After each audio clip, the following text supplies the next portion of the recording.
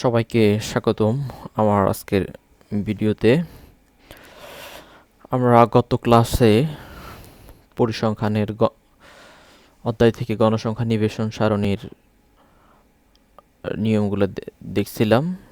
একটা অনুশীলনীর উদাহরণ অঙ্ক করা হয়েছিল তখন। আমার সামনে এখন যে অঙ্কটা আছে ওইটার মতোই একটা সৃজনশীল প্রশ্ন।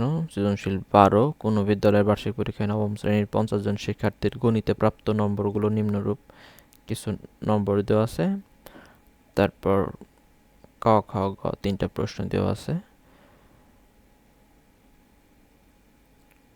এখন উপযুক্ত শ্রেণী খ নাম্বার প্রশ্ন কথা বলতেছি, উপযুক্ত শ্রেণীব্যাপ্তি নিয়ে গণসংখ্যা নিবেশন সারণী তৈরি করো। আমরা যেটা শিখছিলাম সেই নিয়মেই এখন এটা সমাধান করার চেষ্টা করব।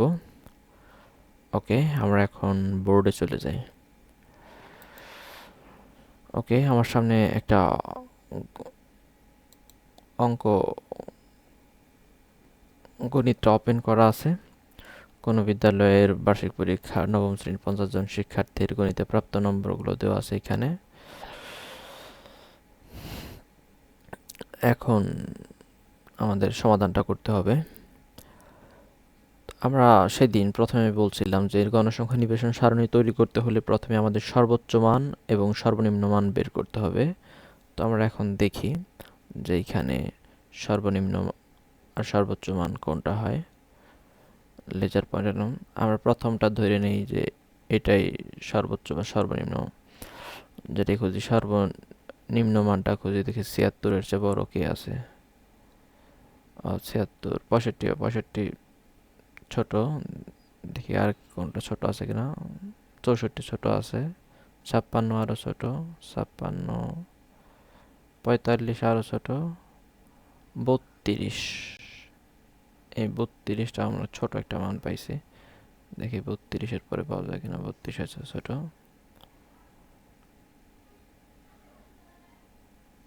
32 ছোট আমরা এখানে কোথাও দেখতেছি না। 32 ছোট, তাহলে সর্বনিম্ন মান হবে 32।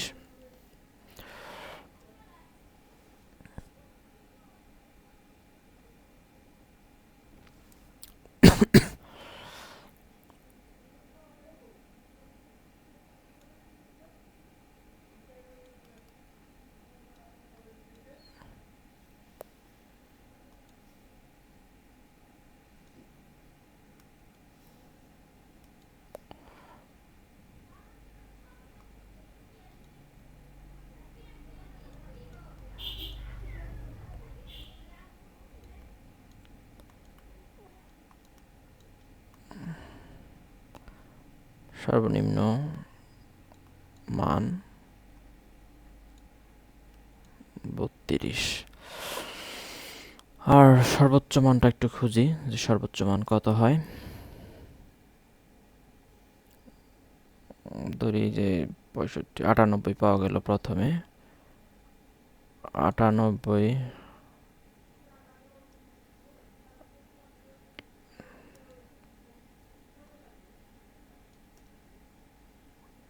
লেজার পয়েন্টার ব্যবহার করে সর্বোচ্চ 98 পাওয়া গেছে। 98-এর বেশি আর কোনো আছে কিনা চোখ বুলে যেতে হবে। সেদিন বলছিলাম 97 পাওয়া গেল, 97 98-এর চেয়ে ছোট, 93, 98-এর চেয়ে আর বড় নাই। তাহলে আমাদের সর্বোচ্চ মান 98।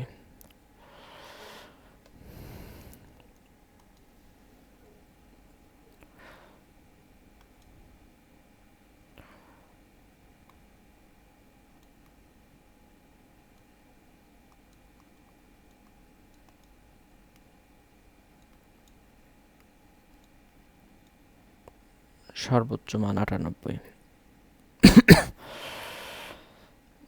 তাহলে পরিসর কত হবে?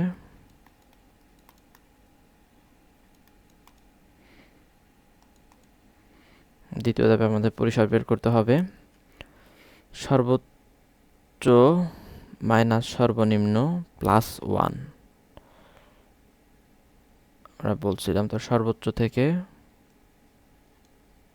98 মাইনাস 32, তার সাথে আসবে প্লাস 1 সমান সমান কত আসে, আমরা একটু ক্যালকুলেটর ব্যবহার করি।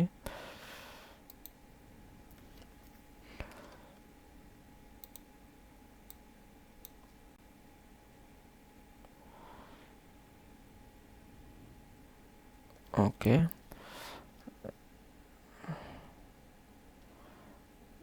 তো এখানে 98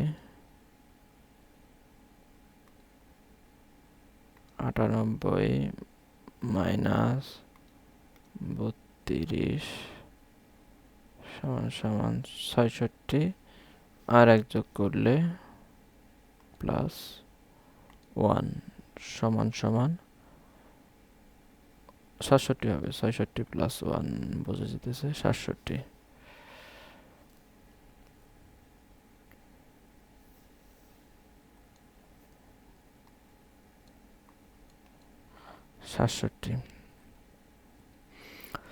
আমরা শ্রেণী ব্যবধান 10 নিই, তাহলে আমাদের কয়টা ঘর কাটতে হয়? শ্রেণী ব্যবধান যদি 10 নিই আমরা,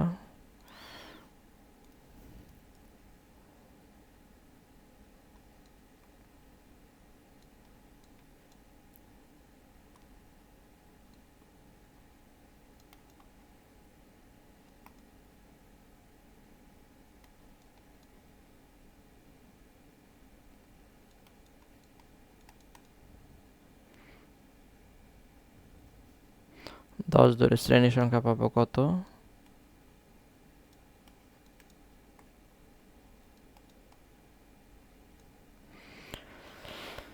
এই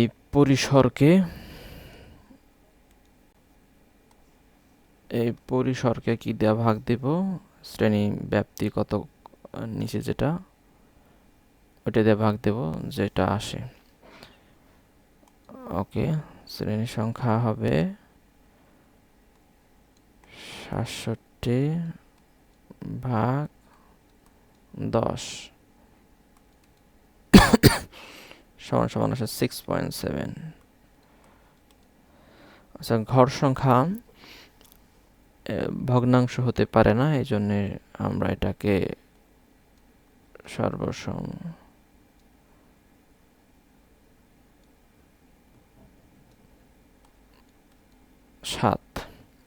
7টা ঘর হতে পারে এখানে। এখন আমাদের 7টা ঘর লাগবে মিনিমাম, আমরা এখন ঘরগুলো এঁকে নিই।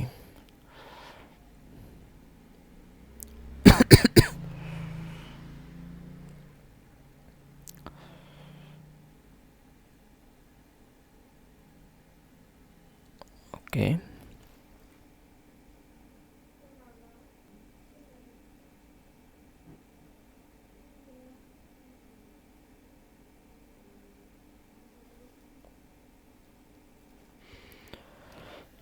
এখন এটাকে আমাদের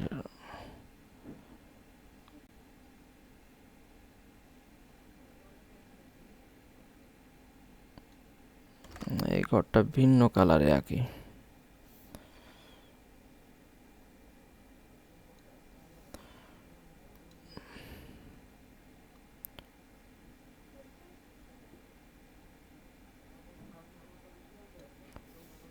ওকে,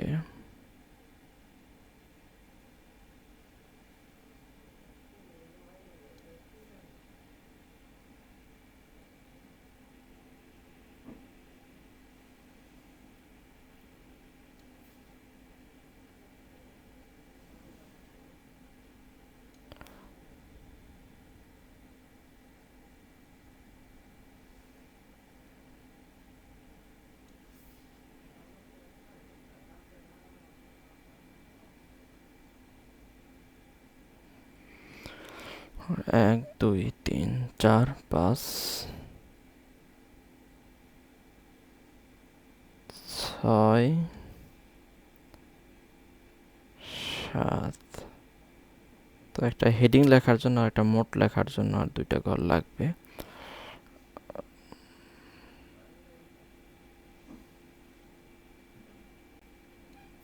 একটা 2টা।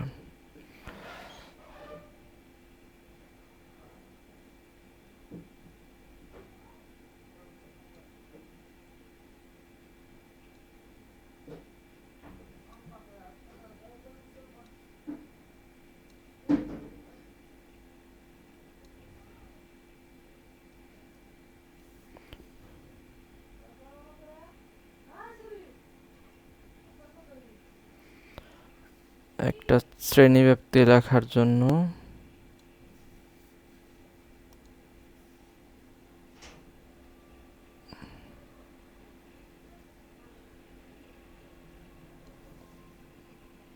একটা ট্যালির জন্য আর একটা গণসংখ্যার জন্য।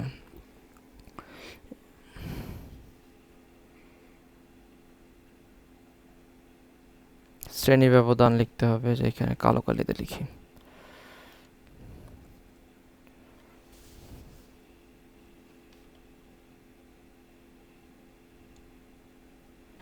সরি,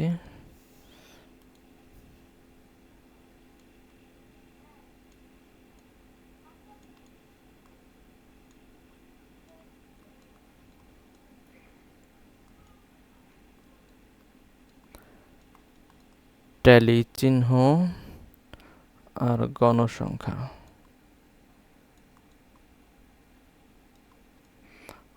গণসংখ্যা, আচ্ছা আমরা একটু উপরে যাই।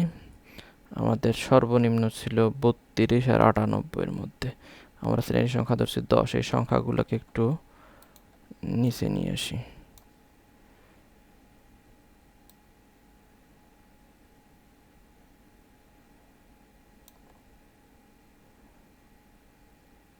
ওকে,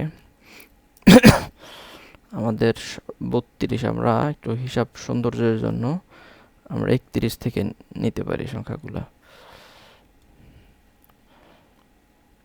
31 থেকে 40, 10 ব্যবধান, শ্রেণী ব্যবধান, এই জন্যে 41 থেকে কত হবে 50, 51 থেকে 60, 61 থেকে 70, 71 থেকে 80,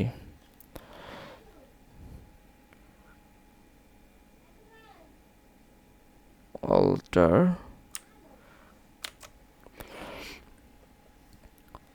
তাহলে হবে 81 থেকে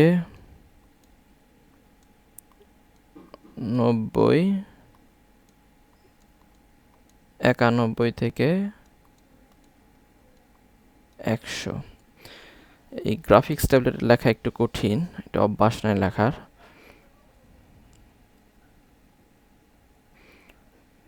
ওকে, এখন ট্যালি কোন ঘরে কোন সংখ্যাটা পড়ে। 76 সংখ্যাটা কোন ঘরে পড়বে, এই ঘরে। এই যে একটা ট্যালি চিহ্ন দিলাম। 65 এই ঘরে। 98 এই ঘরে পড়বে। 79 সংখ্যাটা 71 থেকে 80-র মধ্যে পড়ে, এর জন্য এইখানে দিলাম। 64 সংখ্যাটা পড়বে এই ঘরে। 68, 6, 8, 68, তো 61 থেকে 70-এর মধ্যে এটা। 68, 56 এই ঘরে। 73 এই ঘরে। 83 এই ঘরে। 57,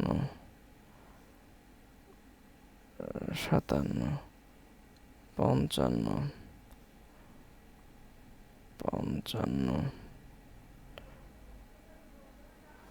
এই ঘরে। 92, 91 থেকে 100-এর মধ্যে এই ঘরে। মানে যে সংখ্যাটা যে ঘরের মাঝে পড়ে, যে রেঞ্জের মধ্যে পড়ে, ওই ঘরে একটা ট্যালি চিহ্ন দিতে হবে। 45 এই ঘরে। 77 এই ঘরে। 87, 81 থেকে 90 এই ঘরেই পড়ে। 46 এই ঘরে পড়ে। 32 এই ঘরে। 75 4টা হয়ে গেছে, এই ঘরে পড়ে, কিন্তু তখন বান্ডেল করার জন্য এভাবে একটু আড়াআড়ি দাগ দিতে হবে, 1 2 3 4 5। তারপরে হইল 92 89, 90-এর আগে এই ঘরে পড়বে, তাহলে 48, 48 কোন ঘরে পড়বে? এই ঘরে। 97, 97 এই ঘরে। 88, 81 থেকে 90-এর মধ্যে এই ঘরে। 65 এই ঘরে। 73, 73 এই ঘরে পড়তেছে সেটা। 93, 91 থেকে 100-এর মধ্যে এই ঘরেই পড়বে এটা। 58,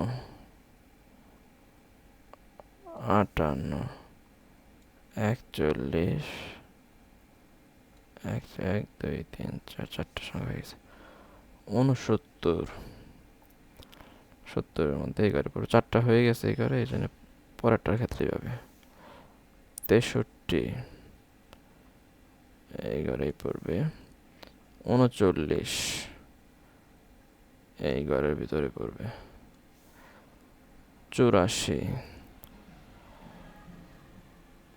81 থেকে 90, 84 ঘরে পড়বে, 4টা হয়ে গেছে, তাহলে এটা 5টা। 56, 56, 4টা হয়ে গেছে, এই ঘরে পড়বে। আর আরে 45, এইখানে 4টা হয়ে গেছে, 45 এখানে পাবে। 73 এই ঘরে। 93, 93 এই ঘরে পড়ে, 1 2 3 4, 4টা, তাহলে একটা 5টা।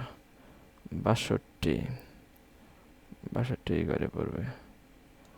67, 67ও এই ঘরে, 61 থেকে 70-এর মধ্যে। 69, 61 থেকে 70 এই ঘরেই পড়বে।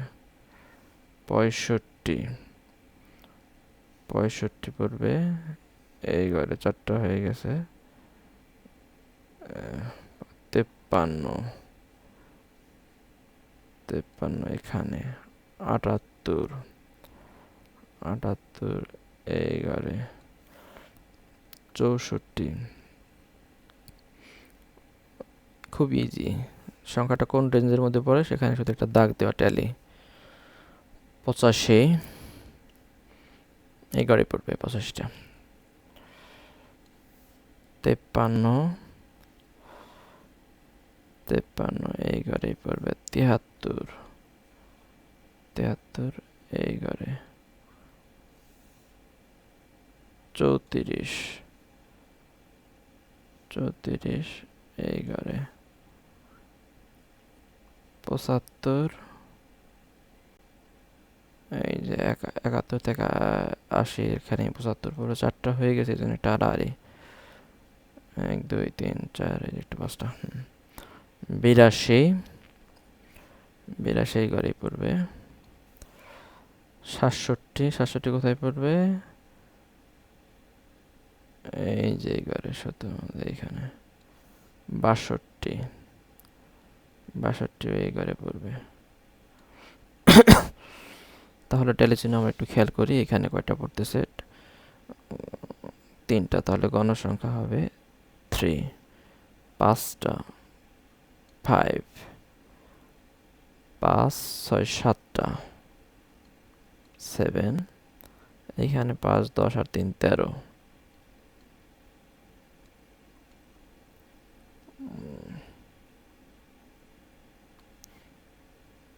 13 10টা, এখানে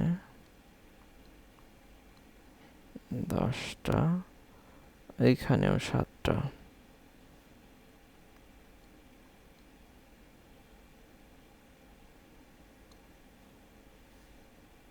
এইখানে 5টা। তাহলে 3 5 7 13 10 7 5, এইখানে লিখি মোট। মোট হয় 50। 50 হয় কিনা একটু দেখা যেতে পারে।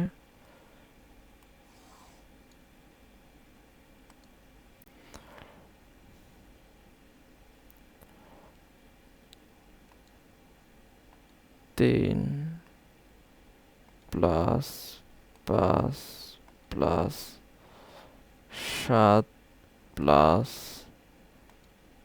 13 plus 10 plus 7 plus 5 equal to 50। হ্যাঁ, 50 আমরা লিখে দিলাম এখানে 50।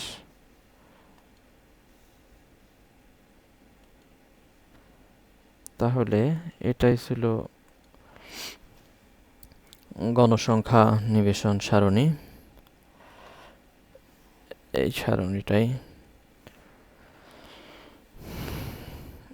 সারণীটাই গণসংখ্যা সারণী। এটা হইলো খুব ইজি, ওই আমরা প্রথম লেকচারে যেরকম বলছিলাম সেরকমই। সর্বোচ্চ সর্বনিম্ন মান বের করে পরিসর বের করতে হবে।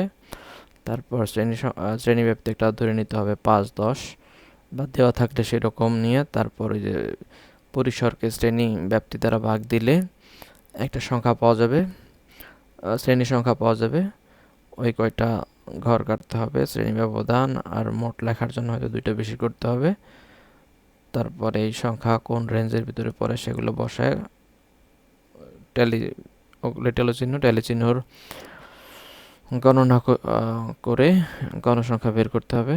লিখে দিলে যে চার্টটা তৈরি হবে এটাই গণসংখ্যা নিবেশন সারণী। ধন্যবাদ সবাইকে ভিডিওটা দেখার জন্য।